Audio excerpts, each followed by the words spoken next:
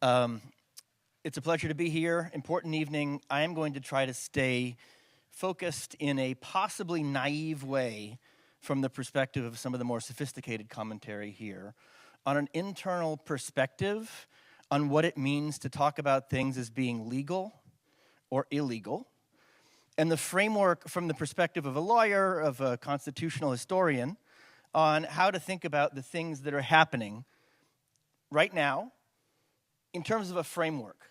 There's a million things happening right now. And I will say that I have, not that anybody here would know, but I have in my time been criticized for being a sort of both sides guy, a middle of the road guy, somebody who's ready, although I'm a Democrat, to see the best and the possibilities in the arguments from friends across the aisle. I will relate to you as somebody who has not felt like an alarmist much, that right now my hair is on fire, and I am unsettled and maybe even scared about the Republic in a way I haven't been, perhaps since after September 11th, in a very emotional and probably not fully logical way at that time. I think it's more logical now. Let me take my hopefully less than 10 minutes, certainly no more than, to talk you through that now. It starts from a simple proposition that I'm embarrassed to say is a fair description of my research agenda over the last 10 years, Richard, which is the proposition that the president should obey the law. Like, literally, if there's a one-sentence summary of what I've been doing for the last 10 years, it's to explore the historical proposition that the understanding at the founding and thereafter was that the president's supposed to obey the laws. Now, that's complicated a little bit by the existence of the Constitution, so what I want to do is talk through a single example among a whole bunch of examples of law violation that's happening right now, and explain how one might argue that you shouldn't worry about it, and then further explain why that's a foolish argument and you should not believe people who tell you not to worry about it. And I want to start again by saying nothing of what I'm going to say is rocket science at the end of the day. There's going to be a couple slides with a whole bunch of text, but don't be fooled, it's just reading comprehension. Like, at the end of the day, if the law says something, the president has to do it, is my bumper sticker for you guys. All right, U.S. Agency for International Development. USAID, USAID, is the principal U.S. agency to extend assistance to countries recovering from disaster, trying to escape poverty and engaging in democratic reforms. Highly controversial objectives for this agency. I want to emphasize in the first instance, and not in a sarcastic mode as I just did, but in a serious mode, there's real policy debates about the extent to which foreign aid, as the U.S. does it, makes sense. There's real questions about efficiency, perhaps corruption, perhaps advisability, maybe the dollars are better spent at home. All that is fair. But what I want to talk about now is the legal context in which that kind of debate is supposed to happen, at least in our system. So, press statement from the Trump administration. Shortly after entering office, President Trump issues an executive order on reevaluating and realigning U.S. foreign aid.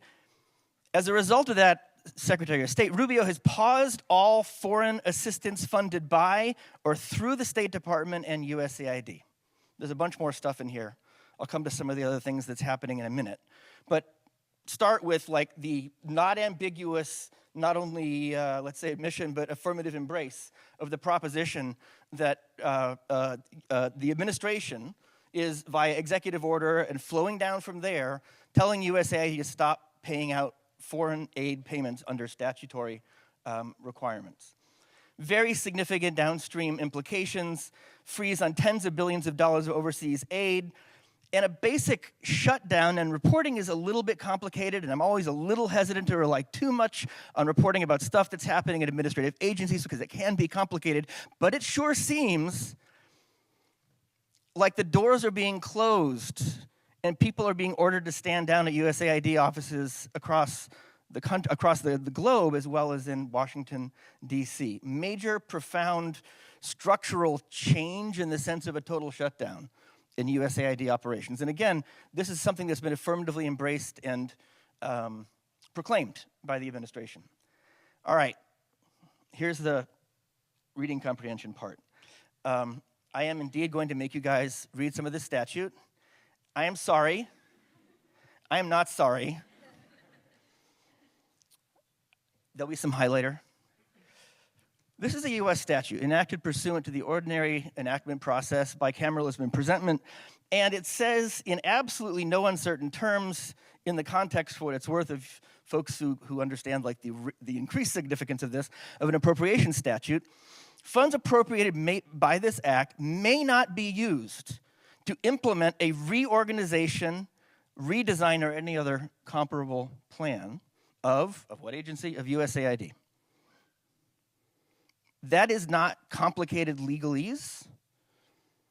There is a section I haven't replicated that goes on to imagine every possible other verb that you could adopt for reorganization or redesign, as lawyers in statutory drafting contexts are wont to do. And the decision to simply shut down USAID's operation, to tell people to stop working, to lock them out of the office, to cease operations as prescribed and organized under the existing framework of how USAID works is, without question, and I'm about to cite a federal judge, it's not just me saying it, in the nature of a reorganization or a redesign.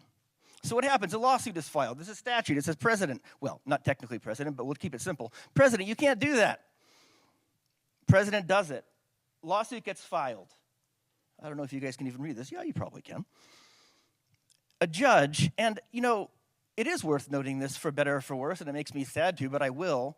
A judge appointed by Donald J. Trump entered an order saying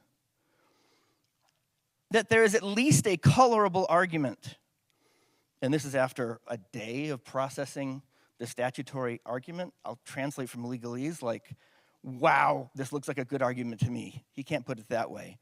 But he's ordering a cessation of executive action on the grounds that the statutory provision I just flagged for you, extending to a prohibition on the reorganization or redesign, including, and there's one of the cross definitions, by downsizing, is prohibited. And therefore, the president, the administration, has to stop doing it. That's an example of a very specific, detailed rule that has been enacted as a matter of the legislative authority with the participation of Congress and the president that says you can't do this. And it's like a fundamental tradition of the American system, of the Anglo-American system, that when the law says the president can't do this, the crown can't do this, the governor can't do this, it's the law that trumps and not the personal political desires of the executive. Yes, there's lots of instances, and perhaps we'll talk about them on the panel, in which aggressive statutory interpretation is employed by presidents who want to look for wiggle words in existing statutes and interpret them to authorize what they want. That is not a wiggly word. There's absolutely no ambiguity here to the statutory prohibition, and that's what the judge is going to say at the end of the day. And this sort of thing is happening across the administrative state, across the administration. Straightforward, I think, reflecting back to you and what I think is a non-alarmist starting point as a human being, that there are statutes across the country right now that are being violated by the president. Now, question. Is there any argument the president can do this? Donald Trump thinks so. These are relatively famous remarks. He's offered other versions of them at various times. Probably the most famous formulation is that he has an Article 2, where he has the right to do whatever he wants as president.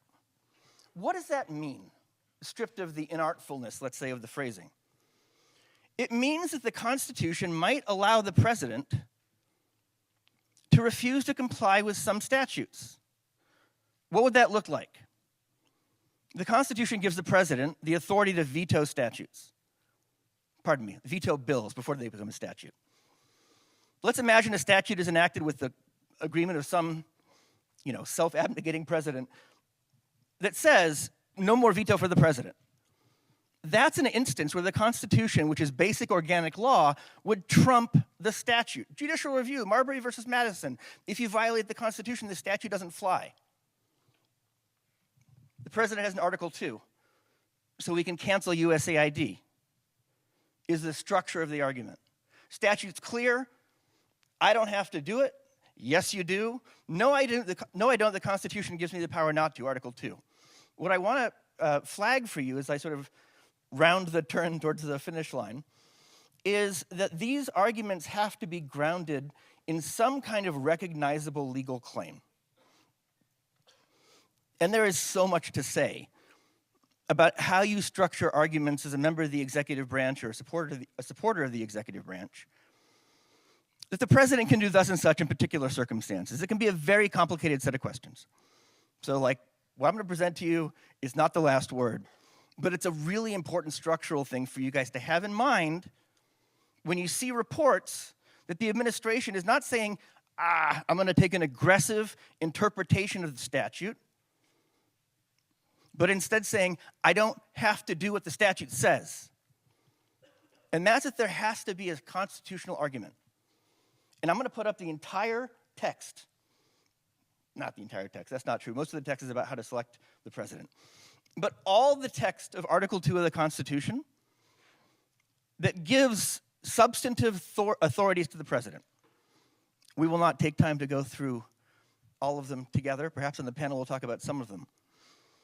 Executive power, commander-in-chief, opinion in writing, pardons, making treaties, nominating, convening both houses of Congress, receive ambassadors, and then the obligation to take care that the laws be faithfully executed.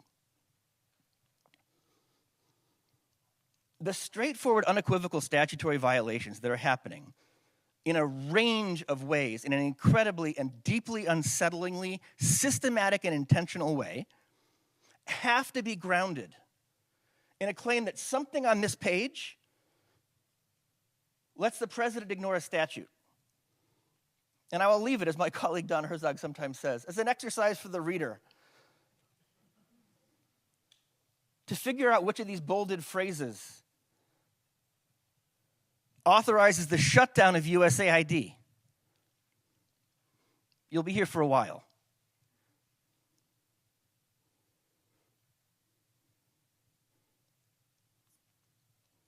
So unless there's some basis on this page for a president to say, this statute that tells me I can't do that, fuck that statute, pardon me. I didn't mean to do that. Now I'm embarrassed.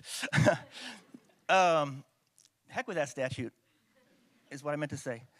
The constitutional argument doesn't fly. It's an assertion of regal imperviousness to the obligations of the law that not even literally King George at the Revolution asserted. It's scary stuff. At the moment, I believe, tentatively, that the kickback from the courts on a bunch of this stuff still means that we're not all the way to like, everything's done. Have faith. We may need you guys in the streets, and I really mean that. Because this is really basic stuff. And the point I want to leave you with is, it's not just USAID. I couldn't fit everything on this page. But the U.S. Inspectors General, funding freeze across the entire federal government based on a 2-page memo. It's rescinded, okay. Systematic access to non-Article 2 appointment process folks to information in violation of like multiple different laws about how these systems work and what privacy requires. Mass firings of federal employees, at least potentially in play, in direct violation of civil service obligations. I mean, there's a bunch more. This is just like, I don't want to cram too much into a single slide. So what I want to finish with is come back to the Constitution. The president's core power is the executive power, the power to execute the laws, period. Why do we have a president? We have a president because the Continental Congress didn't have a single unitary place that executed laws, and it didn't work so well. Now, there's lots of stuff to say about how that ought to work in terms of control of the administrative state. But what the president is there for, in addition to things like pardoning, taking the point in executing treaties, being the commander-in-chief, is about being the agent of statutes. And the Constitution makes absolutely no bones about that. And man, I think I'm being more passionate than I meant to when I came here, but this stuff really matters. You know, like, he shall take care that the laws be faithfully executed. If we don't have that, I don't know what we have. We don't really have the system that our Constitution created, and that's scary. And I'm just really hoping that enough conversations like this will create some kind of political space to mobilize around, like in a big way, around what seems like a bunch of whining about foreign aid. And I love foreign aid. But like, who's going to march about foreign aid? That's why you should march about foreign aid and all the other stuff that's happening. Thanks.